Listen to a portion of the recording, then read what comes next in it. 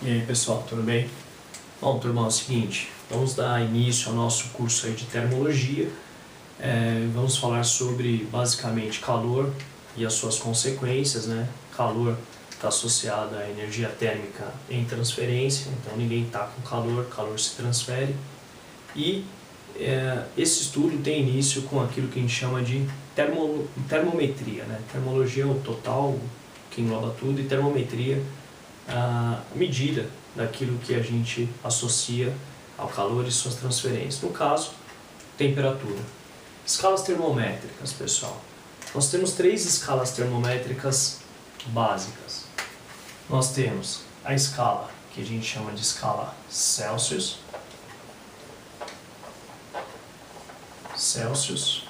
Nós temos a escala que vamos chamar de escala Fahrenheit.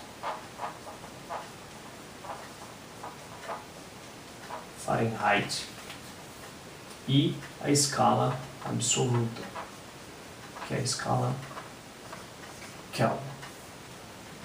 As 3 escalas, escalas termométricas mais conhecidas, que são essas, elas estão associadas a um conceito básico, que é o conceito de substância pura. Então, substância pura e a sua curva de aquecimento, tá? Então, vou colocar aqui, curva de aquecimento.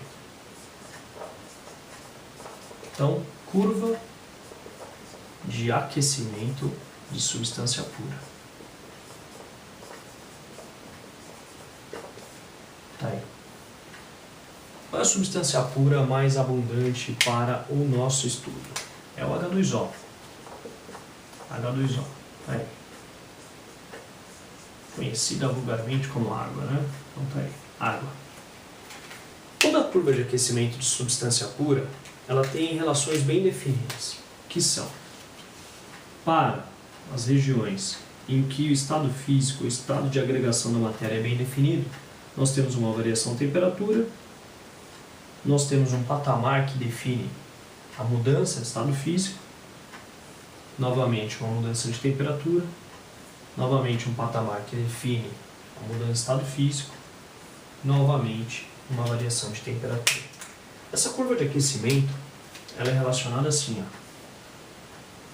com temperatura, vou colocar aqui por exemplo em graus Celsius, e quantidade de calor associada a isso, ao fornecimento de energia, então no caso aqui, dado em calorias, tá bem? Na primeira região em que você tem variação de temperatura, o estado físico da matéria bem definido está como sólido. Na segunda região, na qual você percebe variação de temperatura, estado físico líquido, e na terceira região nós temos os gases e vapores, tá? Depois a gente faz uma pequena aulinha aí para falar de gás e vapor. Muito bem, pessoal. Aqui, nesse patamar, nós temos a mudança de estado físico de sólido para líquido, tá? Liquefação. E no segundo patamar, nós temos o estado físico, ou a mudança de estado físico de líquido para gás. Tá? Então, vou colocar aqui, líquido para gás. Tá aí, ebulição. Muito bem. Por que isso é importante? Porque com a ajuda de uma substância pura, no caso eu vou pegar a água, nós temos para essa mudança de estado físico um ponto chamado ponto de fusão. Tá? O que nós temos no ponto de fusão? Mudança de estado de agregação de sólido para líquido. No segundo patamar, nós temos o ponto de ebulição. E esses 2 pontos são os pontos fundamentais para você definir a escala termométrica. Só para você ter uma ideia, a escala Celsius, também chamada de escala centígrada, ela está definida assim, ponto de fusão, 0 graus Celsius. Ponto de ebulição, 100 graus Celsius. Obviamente, isso em nível do mar, tá? Com as condições aí de pressão e temperatura normais. Na escala Fahrenheit, tá? A substância pura, ou a substância que foi estudada, inicialmente pelo Fahrenheit não foi propriamente a água, ele estudou um metal, na verdade um metal líquido. E quando você faz a conversão para o ponto de ebulição e ponto de fusão, no caso da água, nós teremos o seguinte: na escala Fahrenheit, nós temos o valor 32 graus Fahrenheit e o valor 212 graus Fahrenheit. Perceba o seguinte: essa escala é chamada centígrada porque ela tem 100 divisões. A escala Fahrenheit, ela não tem 100 divisões, ela tem 180 divisões. Então você não pode fazer uma conversão direta pensando, vou aplicar uma regra de 3 que vai dar tudo certo na minha vida. Não, você vai errar, tá bem? A escala Kelvin, como a gente vai perceber, ela é uma escala muito melhor elaborada do ponto de vista conceitual. Então eu vou deixar aqui e a gente discute logo logo, tá? Bom, vamos lá. Uma primeira aproximação, até bastante grosseira, a gente pode afirmar, podemos falar o seguinte, né?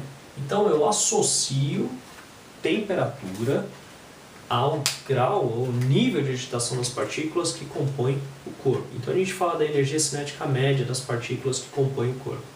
Quando você faz essa relação, se você observar, né, por exemplo, o gelo a 0 graus Celsius, nas condições normais aí de temperatura e pressão, você não perceberia um 0 grau de agitação, entre aspas, para a molécula daquilo que compõe o gelo. Na verdade, para você fazer esse estudo é feito com um gás rarefeito, então cada vez você retira porções maiores de gás. Se você fizesse isso na escala Celsius, se aproximaria daquilo que a gente chama de zero absoluto, ou seja, você desceria 273 graus Celsius, ou seja, vou colocar aqui ao menos 273 graus Celsius. Quer dizer, na escala que nós chamamos escala absoluta, isso dá origem àquilo que a gente vai chamar de zero absoluto,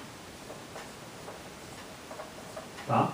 Ou 0K, 0 Kelvin, tá aqui, ó, 0 Kelvin. Vamos pensar? Se nessa escala, que é conveniente, tem 100 divisões, você desceu 273, para chegar no ponto que a gente vai chamar de ponto de fusão, você sobe 273. Então a gente fala que o ponto de fusão, na escala Kelvin, ou escala absoluta, 273 Kelvin. Percebam, 0 graus Celsius, 32 graus Fahrenheit e simplesmente 273 Kelvin. Você não fala 0 grau Kelvin, só Kelvin. Como a escala com 100 divisões é conveniente, então eu vou somar 100, então 373 Kelvin. Tá aí, pessoal. Então nós temos aí a apresentação das 3 escalas termométricas. Só isso daqui não resolve muito problema, né? Então você quer saber como fazer a conversão entre valores dessas escalas. Para isso é o seguinte, ó. Vou adotar aqui, ó, uma temperatura em Fahrenheit. E quero saber a quanto isso corresponde na escala Celsius, e quero saber quanto isso corresponde na escala Fahrenheit. E, consequentemente, a quanto isso corresponde na escala Kelvin. Aqui você vai usar um conceito, né, que é a relação de proporção entre os intervalos. Coisa que você já deve ter visto em matemática básica, que é o seguinte, ó, vou pegar a parte e vou dividir pelo todo.